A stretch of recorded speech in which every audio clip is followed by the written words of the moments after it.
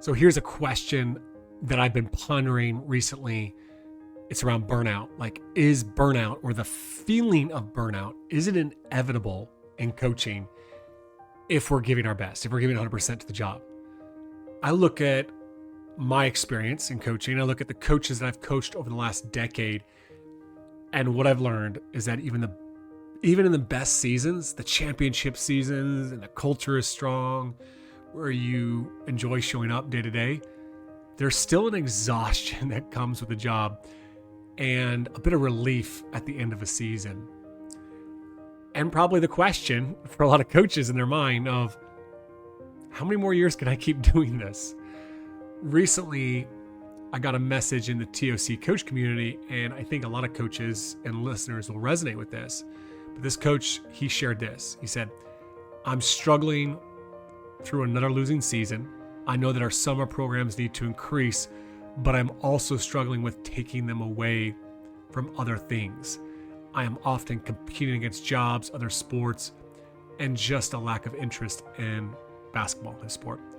I don't want to force them to come to things in the off season, but we are not making any large strides forward. Now, there's a lot that you might resonate or connect with that. The constant pushing to be better, to move the team forward, the resistance that comes naturally within any team, and the draining feeling that has. And that's what we're going to unpack today. We're going to unpack actually a few things that this coach mentions as well around the beliefs, not just the strategies or things they need to do, but maybe some of the beliefs that this coach and maybe you and ourselves can examine. And that's what we're going to be talking about today on the Coaching Culture Podcast. My name is JP Nerbun. I'm joined today by my co-hosts, Nate Sanderson and Betsy Butterick. And I think this is one of the most pressing challenges in sports leadership, coach burnout. And we're going to talk all about what it really looks like, what causes it, and most importantly, what we can do about it. And we're going to talk about things that deplete our energy, not just losing. We're going to talk about disengaged athletes, how those can really suck our energy, but also how to think about those challenges differently. And one thing that really came up that was really powerful is how joy and burnout can coexist. But how do we protect our joy? Lastly, at the end of this episode, I'm going to share a very, very powerful tip with you that can help you to replenish your energy daily so you are ready to take on the challenges that come with coaching. So Nate, before we really start to jump into some of the suggestions or solutions we might offer coaches struggling with burnout, let's actually just start by talking about what actually is burnout and what are the signs of it. Because I think many coaches might struggle with, am I burnt out, or is this just normal grinding away at the season? So what are some signs or symptoms that you would look for with a coach, that might be struggling with burnout? Yeah, I think JP, a lot of times coaches are burned out before they use the words to describe kind of where they're at and what their experience is. I think for me, when I look back at seasons where it took the longest to recover at the end of the season, it comes down to just like the overall energy level that I have to show up with every day, the energy that I have to do the work that needs to be done to get through the grind, so to speak. And I think how quickly that energy replenishes as the season goes on. So, when I'm feeling good and I'm taking care of myself and, then I might expend a lot of energy on a Monday to get ready for a Tuesday night game, but Wednesday my energy level is back up as we get ready for the next one. I think in So you're able to time. recharge in between it? Yeah, I think if your energy level returns, it's like the turbo button on a video game. You use it and then you give it space to recover and then you're back to using it again. I think when I've been the most burned out, it would be when I just hold the button down and there's nothing there. And then it starts taking your life points away and there's no recovery, and most coaches we just keep going because that's the job. And then the recovery, I remember last year, I felt like I had absolutely nothing left in the tank after the state tournament last year. And it took me weeks to get back to feeling normal again because I just felt so completely depleted at the end of the year. It makes me think of the equation that Steve Magnus and Brad Stolberg use of stress plus recovery equals growth. And it makes me think now of stress without recovery equals burnout. I don't know. Does that resonate with you, Betsy?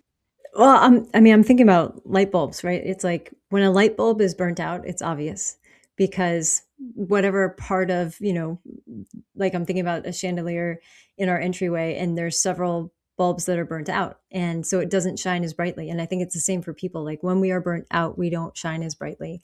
And when you have a light bulb that's burnt out, if you shake it, you can hear the filament rattle. And I think that's also what happens to people is normal things that wouldn't shake them up make them rattled when they are burnt out. And so if coaches can find a way to operate less like a traditional light bulb where we're just burning lights on 100% all the time and more like to Nate's point, kind of a dimmable light bulb. So it's like, all right, we just need low light right now. Like this isn't a high intensity situation. I don't need to shine as bright as I can. And now like, okay, game time, full on lights are bright. And then we're going to calm down again. You get a longer lifespan out of that than you do from all on all the time before you're burnt out and truly rattled. That makes me think. I like your chandelier thing though, because maybe it's not as simple as just like one light bulb. We're not one light bulb. Maybe we're like multiple light bulbs. And how often do we walk into the house and like, there's one light out. It's just We still got one. enough light. I don't need to spend the time to change the light Yeah, bulb. And then there's two, there's three, and all of a sudden, like, we actually only have one light bulb out of the four light bulbs that's actually shining. We should probably go and spend the time changing a few light bulbs. true story. In my bathroom, there are 4 light bulbs in front and 4 light bulbs on the side. Currently, 2 of the 4 in front are out and 2 of the 4 on the side are out. And when I noticed 2 in the front were out, I just turned on the second set of lights because now I have enough light. But to your point, JP, like that's how it's like, oh, it's fine. It's fine. It's fine. And then we get to the point where like, oh, I really need to change something. And by then it's pretty dark. Okay, so there's definitely that I love this light bulb analogy and what we're talking about here. Let's think about some of those things that really make it difficult for us to recharge. One is like losing, right? And then our question this week, the coach talked about like I'm burnt out. We're having another losing season. Like, what do you do? Like, what advice do you start to give Nate, Betsy, to coaches in this space when they're in it? Like, I always struggle with that. It's like, well, I'm not in it, so I can tell them to keep their head up. It's going to be okay. But I've been in it before, and it's a really dark place to be. Yeah, I start with validation. Like it's tough. Losing streaks are tough. Losing seasons are tough, especially when maybe you had different projections before the season or different hopes given the talent level on your team or possibility or potential. So I start with validation of like, yeah, it's really tough. Meet them where they are. And then if I'm doing this with a client, the coach says, hey, Betsy, we've got a losing season or we're just in a really tough spot. I always try to make it small. So losing season, that's a big label on a lot of games. And can we make it smaller and just focus on the next game? And even if we're unlikely to win the next game, given past history or upcoming opponent, what's a small win within that game, separate from the scoreboard? How do we find small moments of success? And I often use the term success instead of winning because I know in sport you can do everything to the best of your ability or even perfectly and still not win for factors outside of your control. So, how do we find small moments of success? And start to take that tiny little flame that's almost out and then give it some air, some fuel, some oxygen to make it burn a little bit brighter. Doesn't change the fact that we're still going to have a losing season. But if we can find success in small moments, that often feels like a grounded starting point for folks. Nate, you've had a lot of winning seasons, a lot of state champion seasons, the losing seasons. What did you need to hear in those moments? Yeah, I remember I took over a program and we won 3 games my first year. And remember we traveled 2.5 hours, played a better team, got shellacked, and we're coming home late at night on a Saturday night. By the time you get back to the school, and I'm pulling in my driveway about 2 in the morning. It's dark, it's cold, and I'm literally just sat in my car and stared straight ahead for like a half an hour, just trying to figure out like what do we do tomorrow? Like what do we do at practice? What do we do with the film after that? As we're probably 1 in 10 at that point. Expectations, not going to be met, and nope, we're not where anybody wanted us to be, and all that. And I thought, well, what would I tell a coach that, called me from their driveway at 2 in the morning? And I think the answer that helped me at the time was go back through the film and show them all the things that they did right.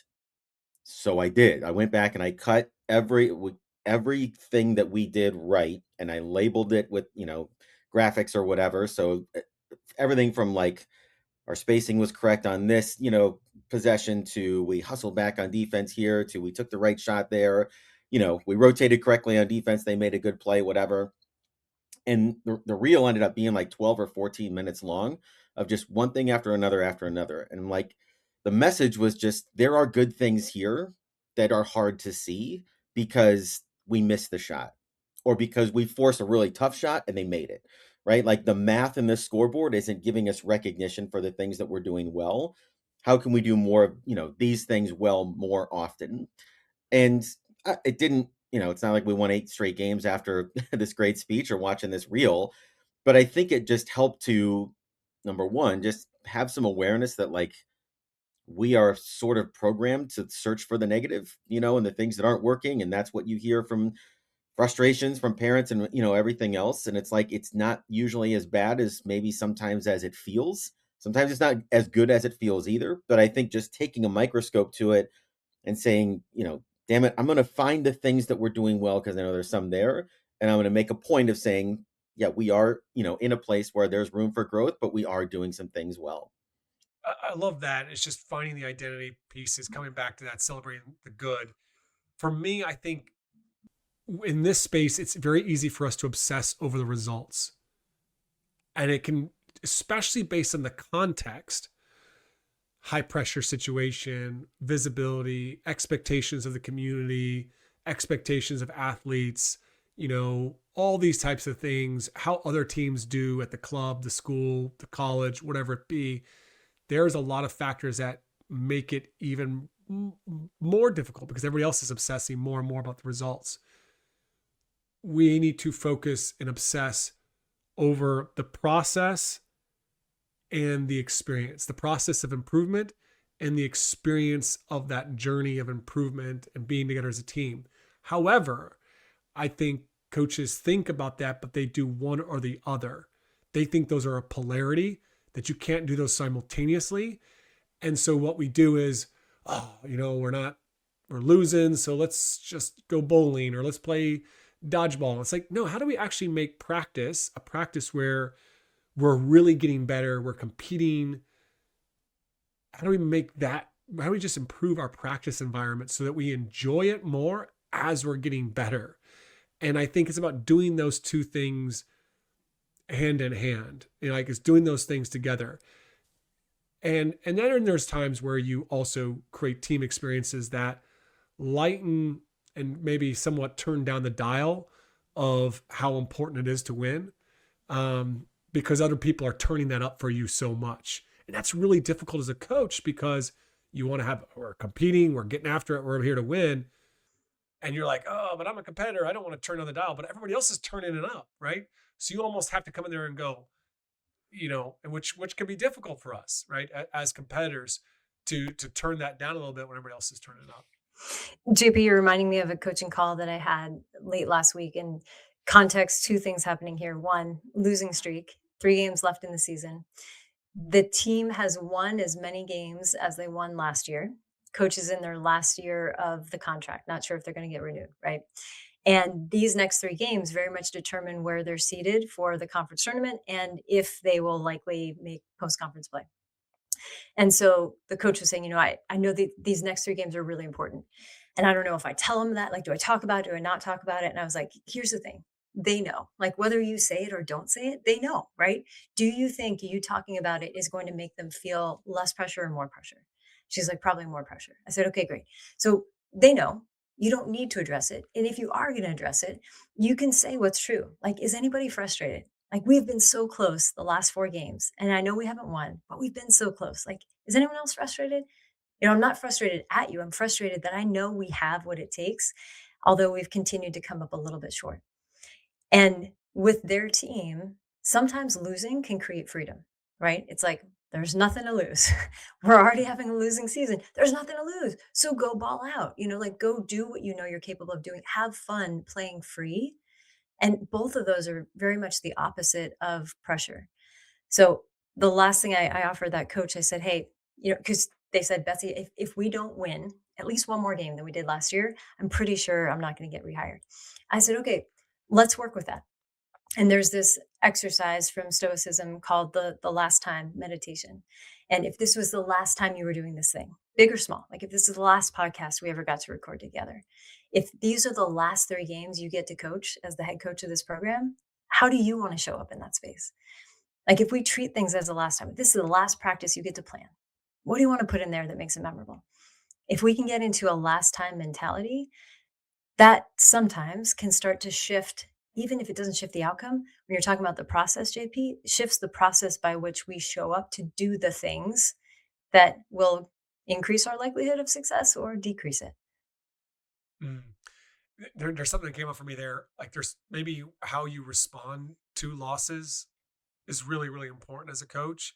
For me, I think there's probably like 3 doors that I would step into based upon what the team needs. I think when the team just, when you don't have a lot of feelings of positivity and you can't find them, like Nate's suggesting, maybe the team's effort was just absolutely abysmal, whatever. Just like a, hey, I love you. We'll figure it out. We'll talk to you tomorrow. Like, boom, out the door. The second one is more of stepping into that process thing. Like, hey, point out what went well, you know, and we're going to get better. Right. We'll just keep working on it. Right. I often think about like Ted Lasso and the arc of the show. Like he had a very much like, it's going to be okay. Right. Like this is all part of the journey. But then there's some moments, I think the third door is coming in there and just feeling the feelings with them. And I remember seeing a clip that we shared in TOC Coach recently where a coach was just like he was almost in tears after the loss. And he just sat there and they just sat in the silence together. They just felt it together. And like, you just exactly what you're saying, Betsy, like this sucks. This is hard. Like sometimes you got to sit with people. You can't do Yeah. that every loss though, but you Yeah. got to do it It's a lot of somewhere, sitting. Yeah. So yeah, I love that. So what I also see in our coach's question here is just this instant urge of like, or frustration of a lack of engagement. We'll start with that one, which is just like they're kind of players are becoming disengaged, and this coach is trying to still get after it, stay committed, put a lot into his team, and athletes are disengaging and aren't willing to do the work. And that's leading to this frustration that I think might be leading to burnout. And I think anybody feels that. Anything that we endeavor, we do. Like I think about my house. Like I work really hard to kind of keep a tidy house. I don't feel like my 3 kids care about that much, right? It leads to burnout sometimes because you're cleaning up after them every damn day. It's just like, would you guys care about this more? So what do we do when we care so much more than other people, or it feels like we care way more than other people? How do you do that? How do you handle that? So I always think when anybody talks about caring, I think about a story that Sue Enquist told me. So, legendary coach at UCLA for softball, won 10 national championships, and her office was right next to John Wooden. And she came in hot after practice one day because the players she didn't feel like were invested. And what Coach Wooden told Sue Enquist was, you can't pass a moral judgment on them if they don't love the game the way you do. And she said, to be put in her place by, she called him Papa Wooden. Um, and I think about that all the time because I hear so many coaches frustrated that, the kids aren't as invested. They're not willing to work hard. Like they should care more. They should be more upset when we lose. Like all of these shoulds. We're shooting all over the place. And the reality is, if they don't care, you're unlikely to change that in every person on your roster with one thing that you do differently at practice. The invitation that I often think of is, okay, how do we not try to change the amount that they care, but consistently show how much we care and invite them to do something that they do care about? Because they care about something. And you might think they don't care about working hard. They don't care about getting better. They don't care about the game. They care about something. When we can find out what they care about, and then we can frame the work we want them to do in the context of what they already care about or find interesting or invested in, now we have a little bit more leeway to start to get them on the path that we'd ideally like to see them on. And I don't mean that at all as a manipulation, but more as a connection piece. It's like, hey, they don't have to love it the way that you love it, but they do love something about it, or else they wouldn't be playing. So, what do they love? And how do we amplify that intentionally to be able to cultivate more of collective joy, I'll say, within the sport experience? I think similarly, JP, just grounding your expectations as a coach, when it comes to athletes that we would label as not being committed or not being as passionate as we are, as we think they should be, or as our teammates were when we played, right? Like sometimes those ghosts from the past can haunt coaches in ways that aren't fair to their current players. Like just taking an inventory. We've done this with our teams over the years, where we just go through the roster and we're like, okay, this girl plays three different sports. Her first sport is softball, her second sport is volleyball, and she plays basketball.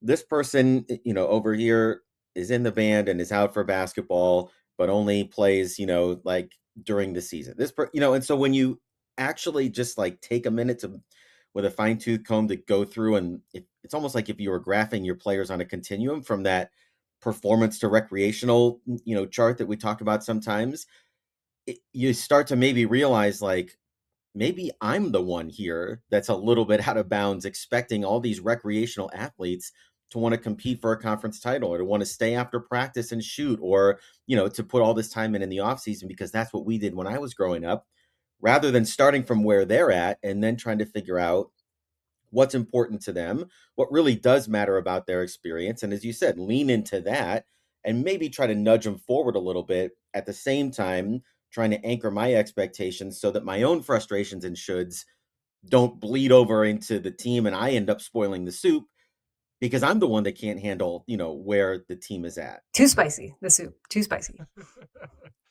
Makes me think of what you both sharing, made me think of the W. Edwards Deming quote: every system is perfectly designed to get the results that it gets.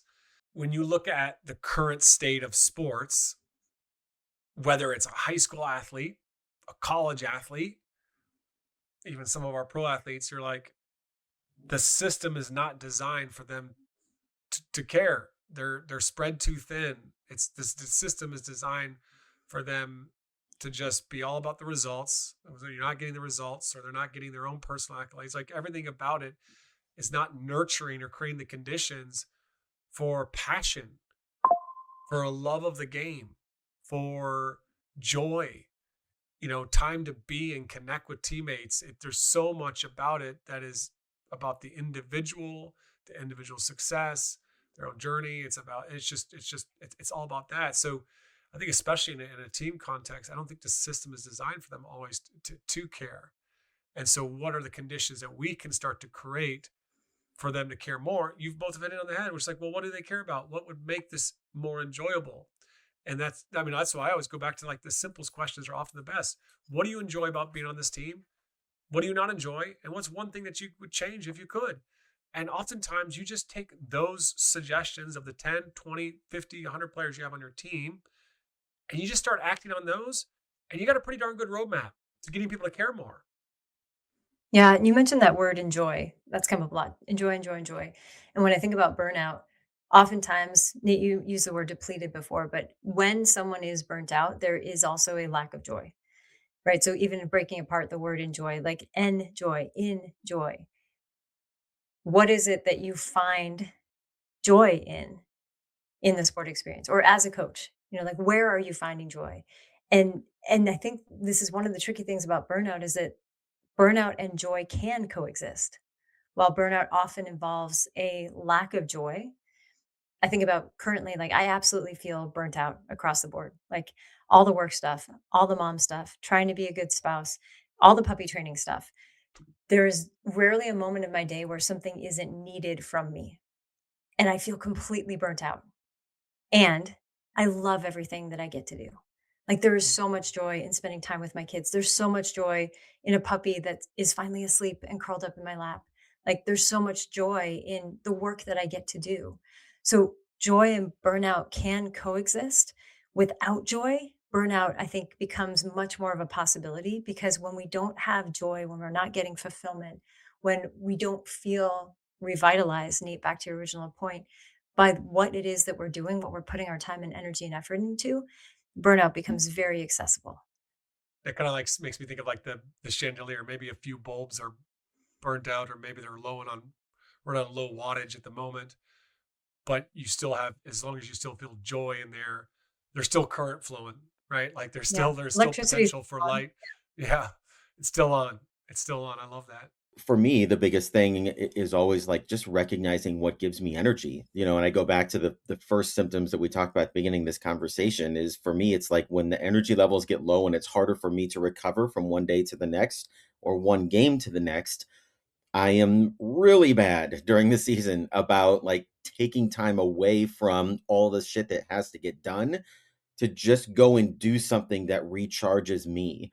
And maybe that's a nap, maybe that's a walk, maybe that's just go play with the kids, maybe that's just leave my phone in the car for a couple hours and have dinner with my family. Maybe it's get away from my family, and like just be in solitude or something, for a little bit. But I think again, I just keep going back to when I neglect the things that I know give me energy, my recovery is it takes longer, and then I have less patience in practice. I have less patience with players and my family at home, and that's all on me, right? To recognize and try to prioritize to make sure I'm still creating some space during the week. Maybe it's not every day where I'm doing something that gives me energy. It gives me life, as all these other things are gradually draining it as the season goes on. Kind of this third big thing for burnout is like the grind. We're kind of touching on like you're just in the grind of the season. You're kind of going away at it, and like even that question this coach posed, it's like he doesn't have a lot of hope for the future. It's like we're doing this grind and we're still not getting results. And then there was this belief he had, which was we got to go harder.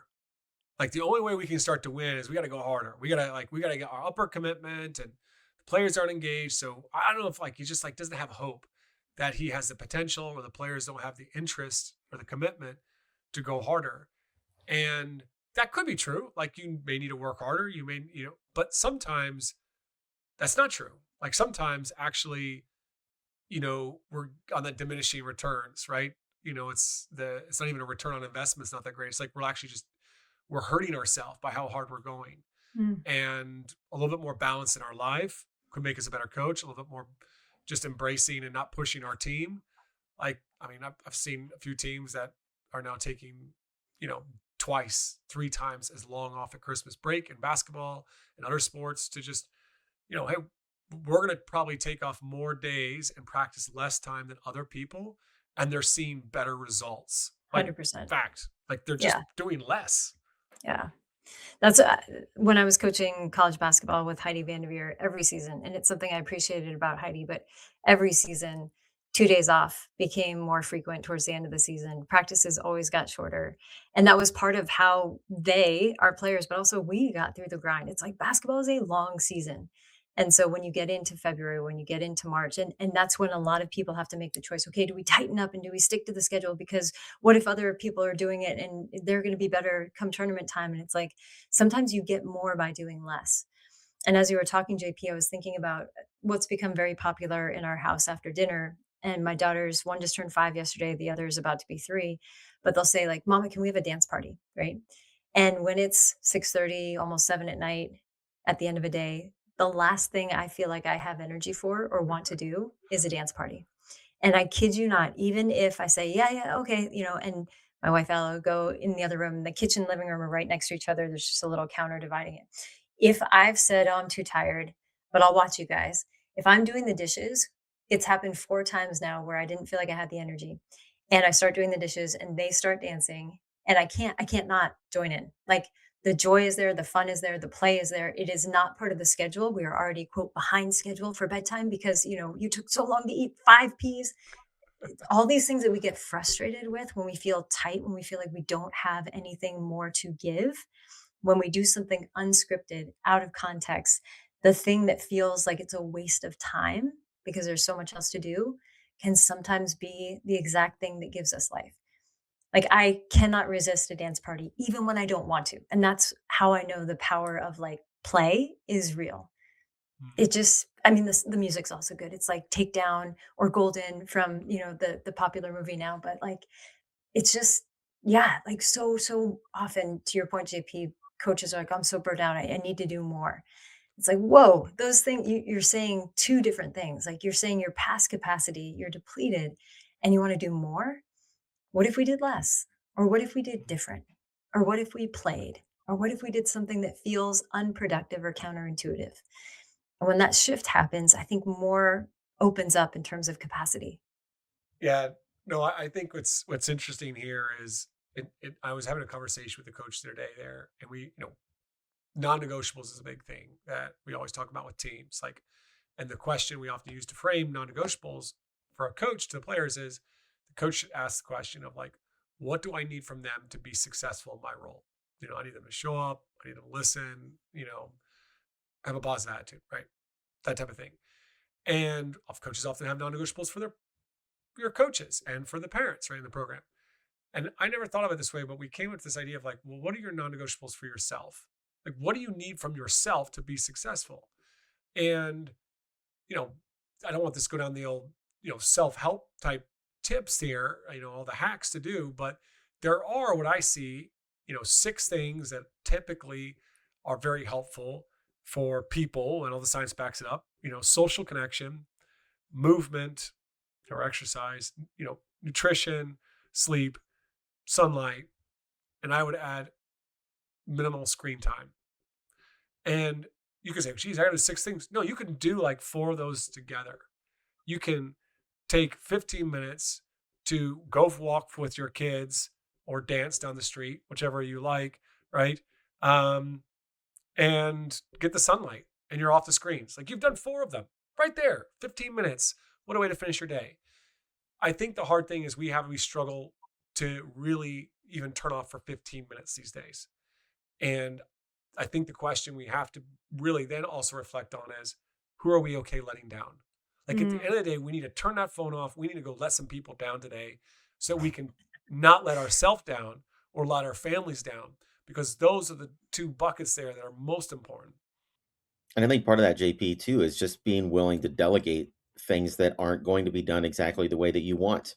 We could do a whole conversation on like using our staff more productively, but that was one of the a significant shift that I made at some point in my career where it was like, there's some things that are not going to be very good this year because it's not important for where our current team is at, and I don't have the time to do it myself.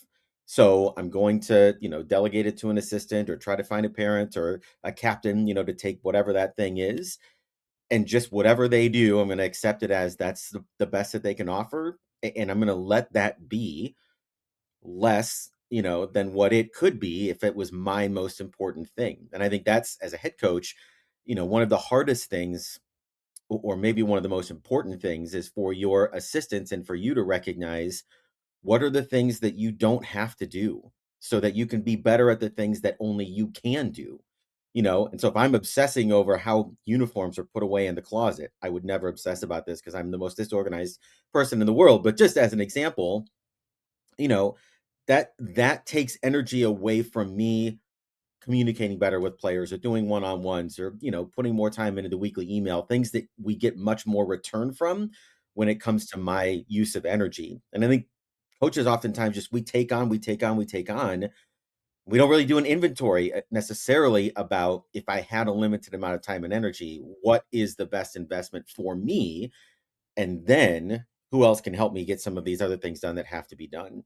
Mm. Yeah, Nate, as you're talking, like I was thinking about Dawn Staley, and when she spoke as the keynote at the Women's Coaches Academy in Denver, this was probably 3 years ago. The executive director of We Coach, Vanessa, was like, "It's 2 hours before the keynote," and she's like, "Yeah, I just want to catch up with Dawn before," and we're waiting and we're waiting. It's now half an hour before. Nobody knows where Dawn is, and her assistant said, "Well, she's walking." And then during the keynote, Dom was talking about the power of habits and kind of her non-negotiables. And to your point, JP, like, who are you going to disappoint? It's like you can't find the keynote speaker until about 10 minutes before the event because they're out walking, because that's a priority for them as far as how they show up and the balance of everything. And it keeps her from burnout. And she talked a lot about that. And it was a long walk. Like it was a long walk. And that was what she needed. And I think that there's really something there. Ideally, before we approach burnout, it's like preventative burnout, just the way we do prehab, right? It's like, okay, how do we, before we get injured, how do we optimize our body for competing in a way that keeps us as safe as possible, knowing that adversity is going to hit in some form at some time. But if we can do the work in advance to set ourselves up, because we know in an athlete's case, our body and what it needs for recovery and optimal performance, as a coach, we know what's coming likely and also how to prepare to be able to grind in a way that feels healthier and more sustainable than the way many coaches experience it now. So here's the final question to kind of get us out the door here, and take your time and thinking about how you might best respond to this. The coach that struggles and maybe feels like they're burnt out because of the long grind, or maybe it's because of kids these days and their lack of engagement or commitment, or maybe it's because they're tired of getting their ass beat in game after game after game, right? What would that message be to them here if you could just deliver one message for them? What's coming up for me is start with self. Like, start with yourself. You can't, you know, give what you don't have. And so while the tendency might be something has to change, I have to do more. Like, start with self and start small. Those would be my pieces of advice is look inward first. What do you need to be able to have more current or electricity running through that bulb to burn a little brighter? Not for anybody else, but just because that's a healthy way for you to be. So starting with self and then also shifting like your lens. So starting with self might mean, okay, I'm going to look for the small wins. And yes, this is my professional career. And there's a lot else going on that's really important and valuable. There's other places I can find joy. There's other places I can find meaning, fulfillment, identity.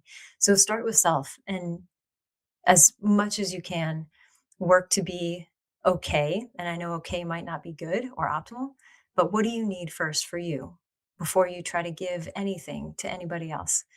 And start small. A lot of what comes up for me is very similar to what Betsy described. I think this never-ending quest to know thyself and understand what takes energy from me. Like for me personally, I look back at complaints from parents or meetings with an AD or a disgruntled player. Like those things really drain me because I am conflict averse to the core. So I don't enjoy any part of that typically, and so that drains me much more than losing does. And so knowing that, like, can I develop some skills or some coping mechanisms, to help me be able to navigate those better? I think, something I've learned in the New Ventures West program, we did some Enneagram stuff with that inventory, and I'm an Enneagram 2, and one of the things that I have a pattern of doing is this is going to sound dramatic, but like if I can put myself on the cross in order to maintain harmony, then I will take it all on. Everything's my fault. I apologize for that. I could have done that better. I try to diffuse as much as possible, and I'm willing to take whatever the blame or responsibility is so that the relationship can be restored or harmony can be restored on the team. Just put it on me. I'll take it. Um, and I never realized that was like a pattern for me until we started doing some of these reflective exercises. But if I were to graph that, where I lean in and take everything on and then put that next to my burnout level or my energy level, like the more I do that, the less I have to give and the less I have confidence in myself and the less able I am to make better decisions. So that all comes back to just, again, that never ending quest of like learning more about yourself, and trying to improve so that you are more resilient, that you can protect your energy levels or whatever it is that's important to you that gives you life. Because ultimately, the game leaves at some point, the season ends at some point, those players move on and new players move in. Can we be a better version of ourselves for the next season, for the next week, for the next game? I think that's the ultimate challenge, for us as coaches that want to do it for the long term. So I'm going to go really practical here, like step by step, what you can do to avoid the burnout more. And if you can do this once a day, once a week for a longer period of time, I guarantee it'll be life giving. It will help you. It's like supercharge the batteries. Nate talked about hitting the turbo, and you're constantly hitting the turbo button. Your batteries, you can't get recharged. Pull out a journal or piece of paper and write down 5 things that would bring you joy today that do not involve your phone or any other screen. Write those 5 things down. Then take your phone and put it the hell away and go do some of those 5 things. Just put the damn thing away and just go do those things. We recently got a third phone that nobody except my wife has the number to, so that when she needs to reach me, that can be called. And it's a dumb brick phone. So even if we go out with the kids, it's just a brick phone. It has no like internet connection, so you can call us because we got to get out of the house. We got to do stuff. absolute game changer. It will take, and sometimes it is right. Read a book around something that I'm passionate about, or work on a project that I'm passionate about that might be even somewhat work related, but all of a sudden feels different because I'm disconnected. I don't feel like I have to respond to anybody there. And yeah, have I let some people down? Probably, but not being as responsive. Great, but they'll be okay. And I'm learning like phrases to use that are true that I wish I would have learned earlier in my life of like, I would like to do this and I'm at capacity. It's like to be able to say no, to your point, JP, to disappoint some people, perhaps, but also maybe they totally understand. Maybe I have been the person I'm disappointing most often by saying yes to all the things because I do want to help. I do want to support. I do want to serve. And I think I can until I realize, oh, no, I can't. And so being able to care for myself by saying no, whether they're disappointed or not, that's not of my making. My responsibility is to say what's true and show up as the best version of myself whenever possible. And that's all we can do. All right, that's it for today's episode of the Coaching Culture Podcast. Now, there's a great read out there that I think you should check out that will get you inspired and it will help you feel energized, as well as actually more effective as a coach, as a leader, so you get less burned out during the season. Betsy Butterick's book, Kids These Days, that's what it's called. It's all about coaching Gen Z, coaching Gen Alpha. And we know that those, as we talked about, those can deplete our energy at times. So highly recommend you pick up her book, Kids These Days, on Amazon today. Huge shout out for Betsy on putting together a phenomenal book. Now, next episode of the podcast, we've got New York Times bestselling author, my favorite author of a book on culture called The Culture Code. He just came out with a new book called Flourish. His name's Dan Coyle. He's awesome. You're not going to want to miss that episode. So be sure to subscribe and tune into the podcast. Also subscribe to the weekly newsletter at tocculture.com so you get the notes to this in every episode, plus our action item, our tool of the week from the podcast and my weekly article. Just go to tocculture.com and subscribe there.